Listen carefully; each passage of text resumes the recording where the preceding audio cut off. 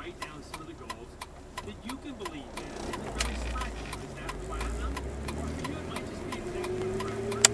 Or maybe you're new to the business and it's director. I know that every single person listening says you can get the director, which means you're going to get paid more for the same activity. You're going to earn a bigger override. Everything's better, and it's something that you can do. So, what is your specific goal? What income level do you want to achieve? Do you want to retire a spouse, pay off some debt, take a great vacation, build a home? Now, goals are not enough to create a powerful belief system, but it is a first step. You have to know what you want.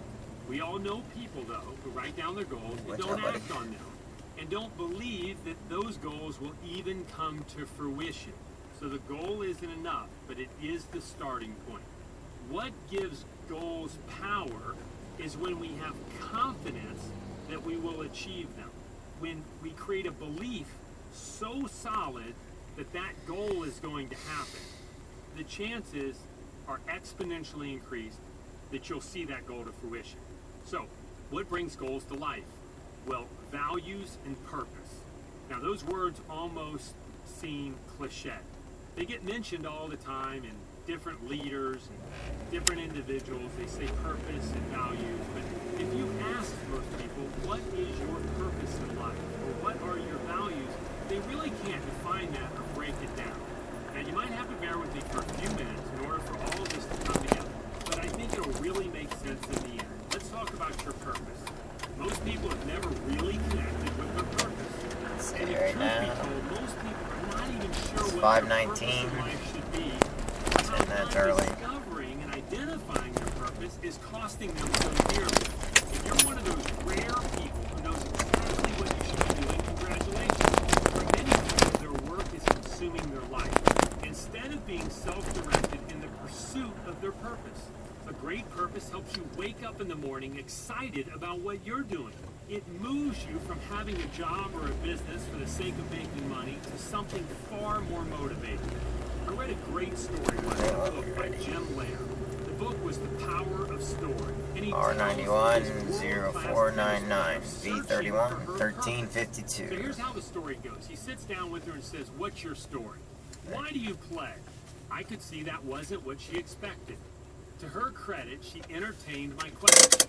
After a couple moments, she said, "I guess," then paused to think some more. "I want to be a success." And Jim Lair says to her, "What does that mean?" "To be number one in the world," she said, rather unconvincingly. "Okay, so you're number one in the world. When it's all over, your tombstone reads, 'You were number one in the world.' You'd be good with that?" She looked terribly unsatisfied. She shook her head. I asked her again, "Why do you play?" She took a deep breath and thought some more. "I'd like to have a nice place to live. I like nice cars. I love cars. Oh, God. It seems so terrible. I don't want that to be on my tombstone either. You're just confusing me." We went through this exercise a few more times, and each time she abandoned her answer as quickly as she offered it.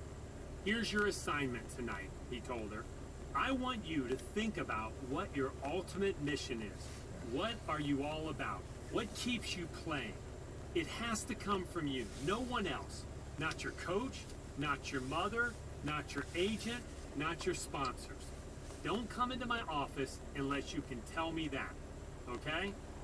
Now listen, as a side note, as we go through this story, understand, have you identified your greater purpose? You're going through the same thing right now. We can show you the action steps and the how-tos in Legal Shield, but there's something that's more important, and that's why he wouldn't go on with this session with her until she identified her purpose. So let's go back to the story. She left. She was not smiling. The next day, she walked into my office. "Actually, that's not accurate," he said. "She bounced into my office. She was bubbly, on fire. She couldn't stop smiling. I got it, she said as soon as she sat down. "I thought about it all night long, and then I finally got it, but I'm afraid to tell you." "Why?"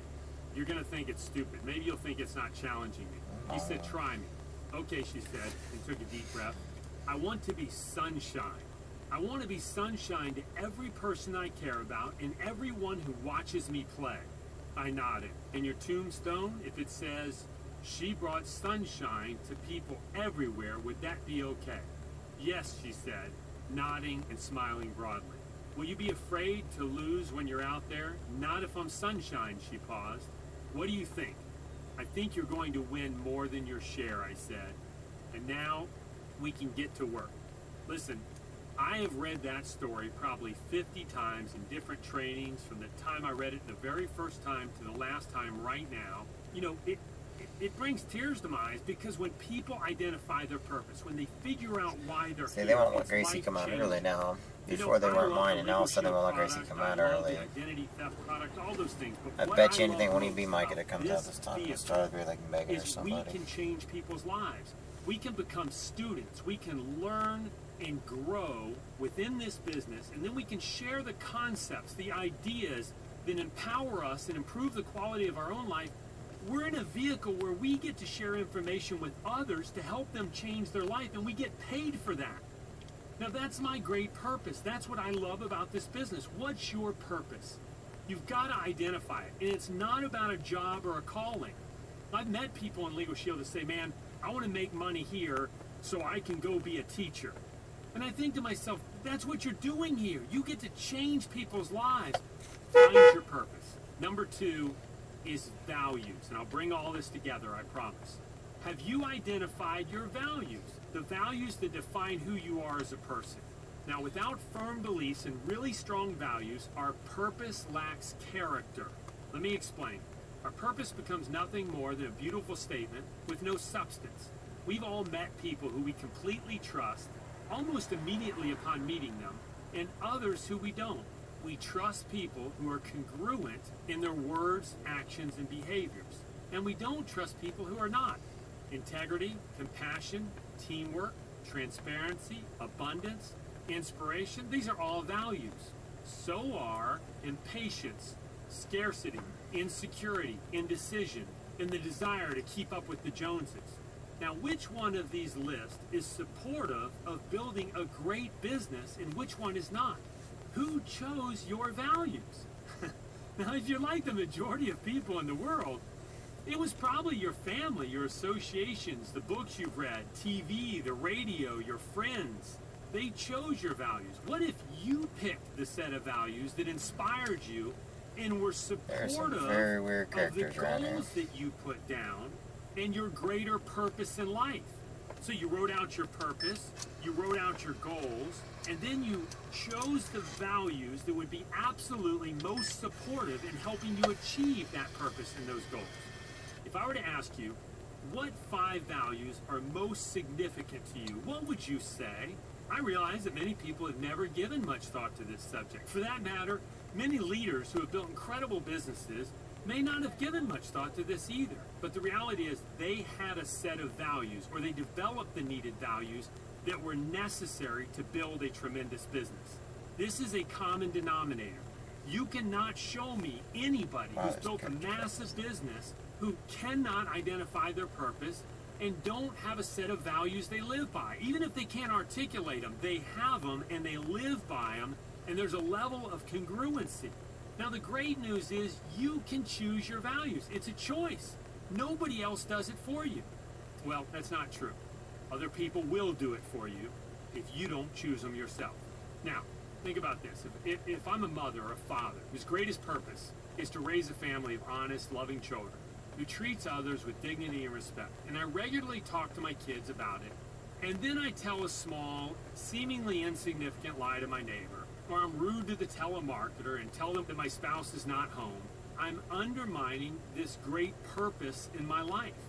Children will do what they see and hear before they do what they're told. So will the people who are part of your organization. If you want to lead people, I don't care if that's a team of 3 people, or you want to build a team of 30,000. People want to follow people that they trust, that are congruent in their words, their actions, and their deeds. If your words and actions are congruent and supportive of building a Legal Shield business, then success is a foregone conclusion. The bottom line is that values should become virtues, which means you're actually living by them. Real virtues increase your self-esteem and your confidence. The homework assignment here is to choose the core values that support your particular purpose and goals. The synergy that is created will help you achieve your goals more quickly. Now, let's move on to the last piece, right? We've talked about gold.